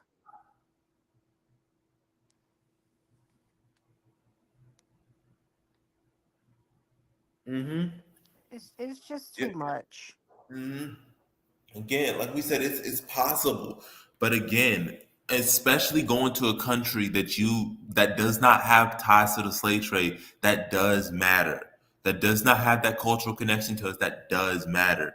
Because I remember bringing up the story of a black American who went to Kenya and basically took the Kenyan government, I think, to court for land, saying that he, being a descendant of the slave trade, should deserve land and citizenship. And his case was thrown out. And my whole point was, brother, Kenya has nothing to do with the slave trade. I'm not saying Kenya will not welcome us back home or would not be willing to, accommodate us eventually. But Kenya has nothing to do with the slave trade. And that's what I think some of our people have to understand. That's why I keep emphasizing the cultural similarities in history. I understand y'all want to go to Kenya and Tanzania, but you don't expect the same sort of accommodations that, let's say, Liberia would, or Sierra Leone, because you have to understand that it's okay. It's okay to recognize that there's strength in unity, but we also, like you said, Salima, understand. Listen, other groups there's other smaller forms of unity. We're unified as African Americans, and then eventually to African people. But when I'm in Tanzania, I want to unify with my African American brothers and sisters, and then slowly integrate my way into Tanzanian Zambian society if I chose to get there. But we just have to think along that lines. We have to understand that it's okay. It's okay, y'all. Just understand you have to have the cultural connections, which is why we pound Liberia in your head. That's why we do it for a reason. We That's don't we true. don't just do this because, oh well, we just like we disparage other African countries. No, we do it because we understand the cultural and historical significance and how that strengthens our argument. hey, I'm going to a country that was established by my ancestors, that a lot of my ancestors are from, that I know the people that have blood ties with me. You don't know. There are a lot of Liberians here who have ancestors from Georgia, from South Carolina. You don't know that until you You, speak. And that's you, something that I can say that further unites us with that country in a way that Tanzania or Burundi or South Sudan, I can't do. We can unite it. We're black. We face anti-black racism, colonialism. We need to deal with that. But from a cultural, like family connection, mhm, you're more like a distant cousin. You're still my cousin, but you're not like my immediate family. right. And that's fine. But Mhm. we just have to factor that in. So I know Salima, it's been an hour and 40 minutes. I think pretty much you got what off your chest what you want, I assume. I did. I think I did. Yeah. Thank you for letting me come on, though. Oh no, anytime. And yeah, I think we nipped the point in enough. Yeah. Um I didn't know that, Baruti, but a group of Zambians, I mean, that's cool that a group of Zambians celebrated. But again, it's not going to be, which kind of makes sense because Swahili is nearby Zambia. I mean, Tanzania and Zambia. Right. So that would make sense, Baruti. But yeah, to further reinstate the point, repatriation cannot be solo. It can't be solo. You got to go in groups. You got to have a community. You got to have that cultural familiarity. Not saying people can't do it, but it's a huge adjustment when you don't have that cultural similarity and familiarity that makes you feel at home. Because nothing is better than being at home. And that's why when we go to Africa, we got to think about the cultural and historical ties. And that's why we choose Liberia. That's why we say we are Liberians because of the cultural and historical significance, how we're going to feel at home and we can relate. Because here's another thing that we haven't talked about, the curriculum. When Hmm. you're taught, when you go to Tanzania, you're going to be taught Tanzanian history. Tanzanian history rarely is going to include African American history, if at Hmm. all. That's Maybe right. you talk about the few Black Americans that went under Julius Nyerere, but you're not going to see yourself in the way that you would see Liberia. You're not going to see African American history. Like I've heard, even in West Africa, the transatlantic slave trade is barely mentioned in Yeah, the. there's some African countries that don't even hit on slavery at all in their curriculum because it has absolutely nothing to do with their history. It means nothing to them. So absolutely, yeah, we really got to think about the fact that everybody don't see the world the way we see it because they have different experiences, and that's fine. Yes, it's like That crayons. We are all in the Crayola box, but there's different colors. There's hmm different shades of us. There's different flavors and identities, and that's okay. But we have to think about that, and that's why I wanted to, before we close, bring up the curriculum. If you're an African American child and I go back to Africa, do I want to learn history? That yes, I'm learning about African history, but do I see myself? hmm That matters because I'd rather have an African American child. Not saying Julius Nyerere is not important, but I'd rather have an African American say, I learned about Joseph Jenkins Roberts from Virginia than Julius Nyerere. Because Julius Nyerere is Tanzania's hero, and that's fine. We can celebrate him, but that's their hero. Jomo Kenyatta is Kenya's hero. Not saying we can't learn about it because they played a huge role in decolonization and African unity. But to an African American child who wants to see themselves reflected, it's going to mean more if you have a Roberts or a Hillary T, people that they can personally relate to hmm and have that foundation. In the same way, in Japan, you learn about Japanese history before you learn about Chinese history. You gonna learn about Japanese emperors and the shogun and the Tokugawa before you learn about anything about Beijing or Shanghai. And that's fine because you're studying the history that is culturally familiar and represents your people. That's right. And this is the thing. There is a such a thing called world history. Yes. And that should be something that is in the curriculum, because you want to know what's going on around the world. You want your children to be versed in the world, not just your particular country or area. Right. So that is part of, that should be part of most curriculums, but it's not. The fact that on the continent of Africa there are school systems that do not mention the transatlantic slave trade at all. um that means a lot. That means Hmm. a whole lot. Hmm.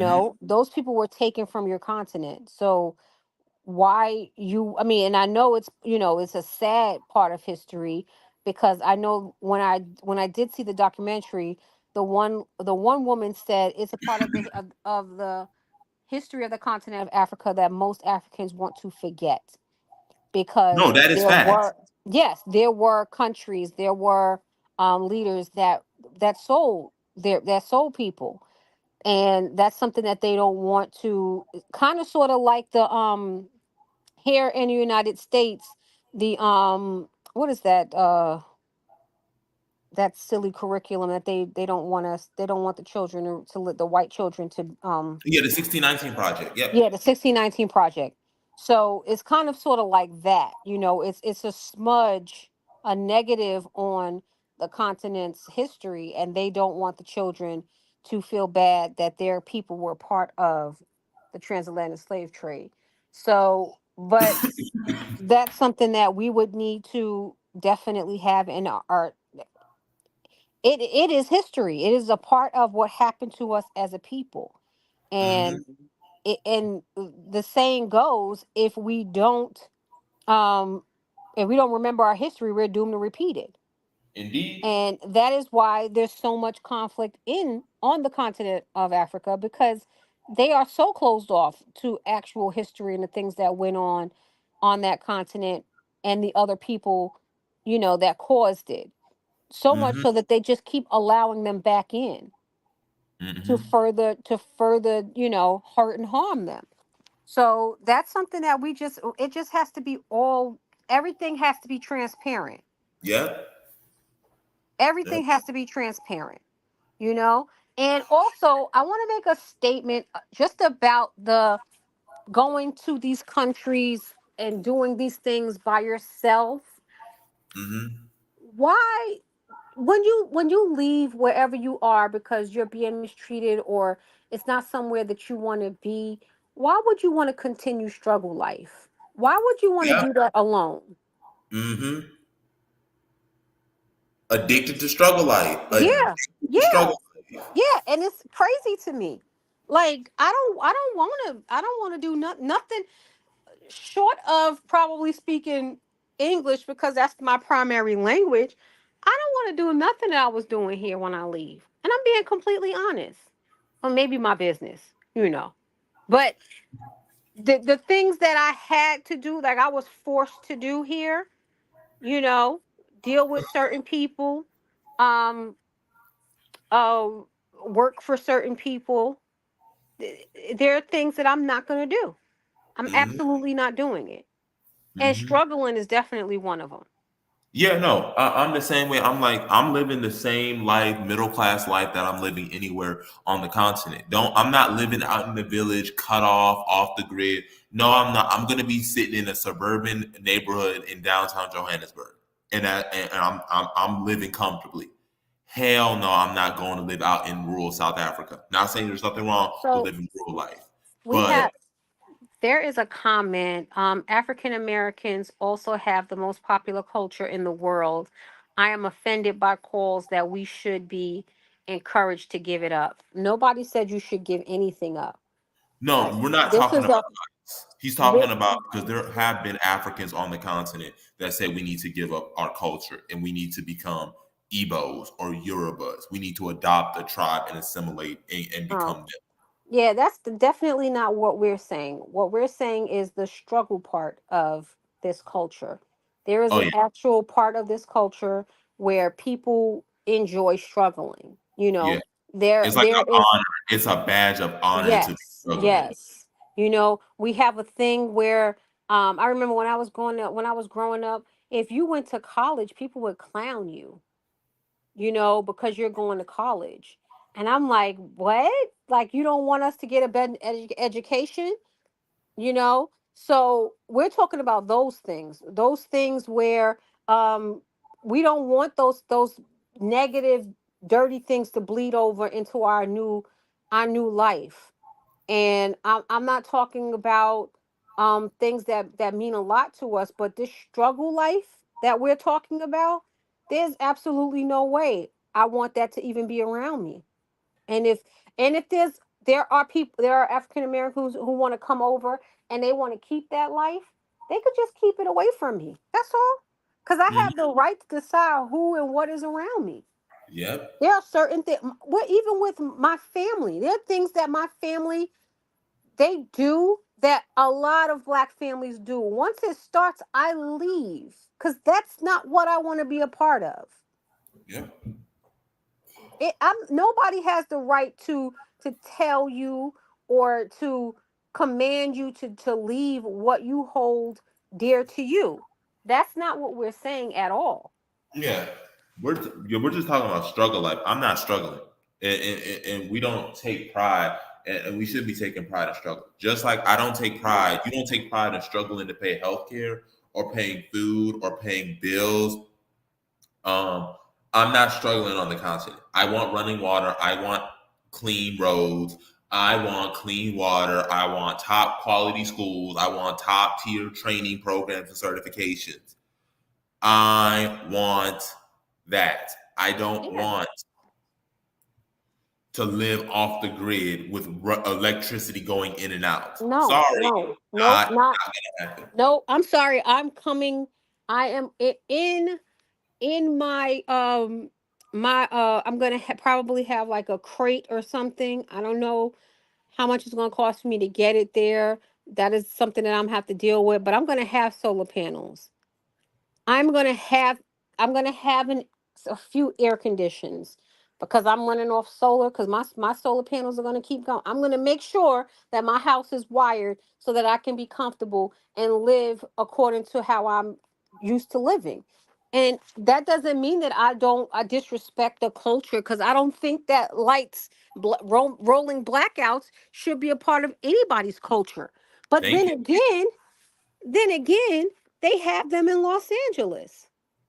So that's not even something that should be synonymous with Africa because that happens in the great country of the United States of America in California, and California is just one of the Yeah, states that it look at happens in. Jackson, Mississippi. I mean, look at Jackson, Yeah, Mississippi. they don't. There are towns in this country that don't have adequate running water.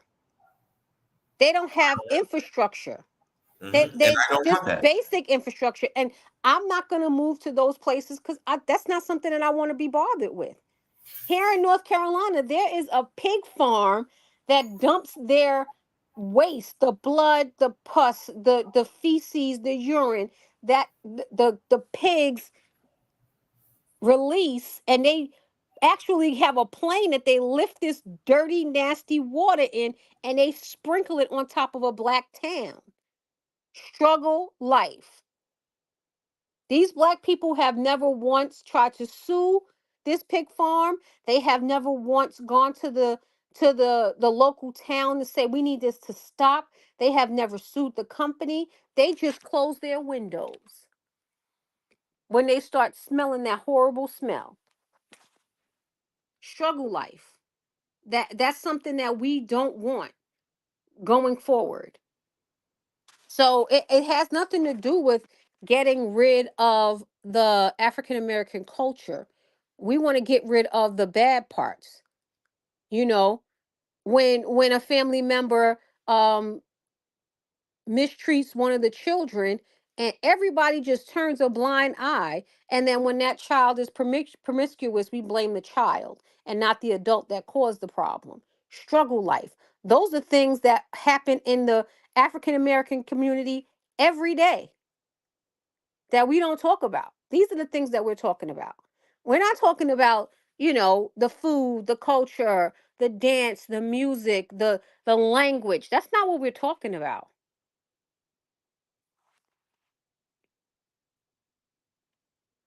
We really have to listen to listen to the words that we are saying, because that's the only way that we're going to gain complete and total unity is if we listen to the actual words that are being spoken, and don't worry about reading between lines.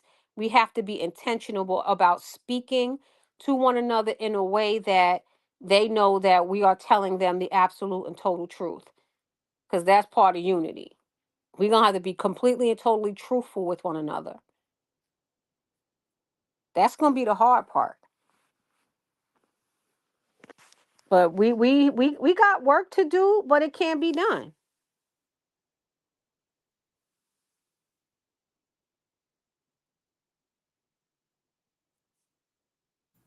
Yeah, that's what it is. And to finish Michael's point, um, to Um, finish Michael's point, Wait, um, Jabari, before you do that, Jabari, um, yeah, Watchdog just made a comment. Can you address that? yeah. So you said you tried to sign up. Just tell us what your username is. If you tell us what your username is, we can go in and get that fixed for you. Um, but we would need and we can then like send you if you signed up and you have like an email, then um yeah, we can get back to you on that.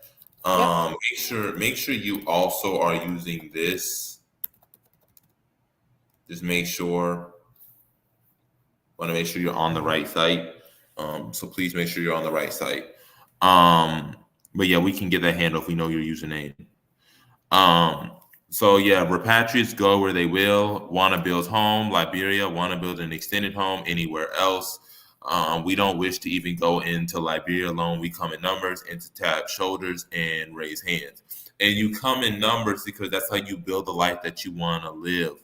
If you want to have a community, like if you want good health care, if we want access to good health care, we're going to have to bring African American doctors with us. That's a fact. If you want electricity to be repaired, you're going to have African American electricians come there. I mean, we have to understand we're running a fully functioning society. We're not just a planning to just live the way that it is now. If you're trying to build stuff up, you got to have all the pieces. You got to bring all the pieces, and that's what we're doing right now. We're building, so we have to bring all of the pieces, all the doctors, all the Hmm. lawyers, all the engineers, all the teachers, all the sanitation workers. All of that has to come into place. And then bring it, and then we're teaching. So I don't, we don't, because again, when you say that, Jabari, they're going to be somebody. So you're going to bring all these people, and then there's not going to be any jobs or anything for the actual Liberians. That is not what we're saying at all. We're saying that we're going to bring those people who have specific skill sets that can teach other people You got to teach people to, first. because guess what? If we bring 5 doctors, those doctors are eventually going to get old and can't work anymore. Right. You got to So teach people first before we can give you like, oh, we can produce all these jobs. We got to teach you. We got that's to give right. you training. We got to educate the population. We That's can't right. just bring a bunch of doctors in and then say, well, give them jobs. Well, do the people have the skill set? Do they have the capacity yet? Hmm. Or has that been developed? If it hasn't been, then what? We're just giving jobs to people who don't know what they're doing. You got to teach Exactly. first. Exactly. So bringing the resources with us, this is completely different um than just saying we're going to come there, we're going to set up shop, we're going to be completely, separate and apart from the actual Liberians that live there. That's not what we're saying. We want to make sure that we bring things, we bring resources, we bring people who can further enrich Liberia. Mhm. And if that's not what you want to do, then you have absolute right to go wherever you want to go. Yeah, go do Just whatever. leave us alone. That's all. leave us alone. I mean, yeah, Liberia is not for the weak, but you got to understand. And I'm not saying that um because we are from America, we have some great, but we've been through some things. So we not weak either. We not definitely not weak. But even if we do have some weak people, it's our job to build them up, to make sure that they can thrive in this new, state that we're trying to build up and be better. So yeah, it's not going to be easy. I don't in any stretch of the imagination, even if everything went absolutely the way we wanted it to go to the letter, I don't believe it's going to be easy. I don't believe it's going to be like, oh my gosh, girl, I live in Liberia, it's the best, I'm at the beach. It's not going to be that. And I think that's one of the biggest problems that people from the diaspora have when they go to the continent, is that they think it's going to be like, this great experience just by just being there. And that right there is a problem in itself. I mean, you can go and say, yeah, I'm on the beach and stuff like that. But like you said, the thing that people have to say is we're now governing. We actually have to understand we are actually going to govern. That's the thing you have to think about. It's easy when you're a tourist and we're just like, hey, I'm on a beach. Look at these tropical beaches. But when you are going there and you're planning to essentially govern in some of these territories, when we're building up these communities and then we have elections and stuff, we have to govern this society. Hmm. Yep. That's why I said, that's why I preference it that way. I'm going to be on the beach. I'm going to love being on the beach. But when I leave the beach, I still have, it's going to be 1,000 things that I'm going to have to do to make sure that we are thriving and functioning properly. And that's just what it is, you know? And people get this romanticized, these thoughts in their minds that it's going to be just great. I'm away from America and it's going to be amazing. And that's not going to be, I mean, it's going to be amazing. It's going to be amazing. And I talked about my friend that, he got sick. He lost two of his farms. He also stated he's never coming back to the United States again. I mean, to live. So all that he lost all his money. He lost his health. He lost one of his best friends. He's still not coming back though. So go figure that. But yeah, we got work to do, and um, we're gonna have to just buckle down and do it. That's all. And Jabari, I'm gonna go. Oh yeah, Somebody just yes, I just got a text message. I gotta go take no care of something. problem. No problem. I gotta go get me a charger. Well, a wall charger because my wall charger is actually the issue, not my actual phone charger. So Okay. thank you guys for tuning in. Make sure Yes. Thank you. to Thank like, you. share, comment, and subscribe. Remember, sign up to the website at baioafrican.org/register. We have a Hmm. lot of content coming out, so make sure you stay tuned. And we will have the lounge hopefully at around 8 p.m. tonight if you are a member. So make sure to stay tuned and have a great Sunday, y'all. Yes. And thank you for Baruti for suggesting that I come on, because I was really gonna do nothing. And I got to hang out with my brother, so I'm Yeah. happy. So y'all have a great rest of your day. Oh, thank you so much, Vanessa. You know what? I love you, girl. Thank you so much. I love when y'all actually listen to what I'm saying and not, think that I'm trying to tell somebody what to do, because I know sometimes that's how I speak, but that's not the case. All right, love y'all. Peace, everyone. Peace.